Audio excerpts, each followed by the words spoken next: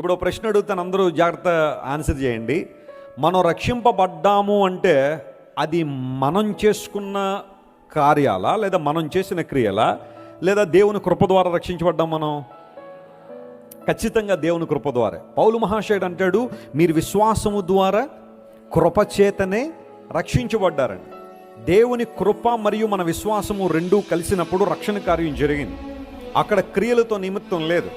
ఈ రోజుకి చాలామంది రక్షణ పొందాలంటే ఏవో క్రియలు చేయాలని, ఏవో ధర్మశాస్త్ర సంబంధమైన కార్యాలు చేయాలని చాలామంది ప్రయత్నాలు చేసి ఆ ప్రయత్నాల్లో చాలామంది విఫలమైపోతున్నారు. కానీ రక్షణ అనేది నువ్వు చేసే ప్రయత్నాల ద్వారా వచ్చేది కాదు.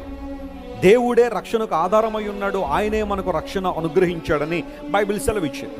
యేసు ప్రభువు వారి లోకంలో జీవించిన తర్వాత ఆయన సిలువ వేడుతున్న సమయంలో ఆయన ప్రక్కన ఇద్దరు దొంగలను సిలువ వేశారు. కుడి ప్రక్కన ఒక వ్యక్తిని, ఎడమ ప్రక్కన మరొక వ్యక్తిని సిలువ వేశారు.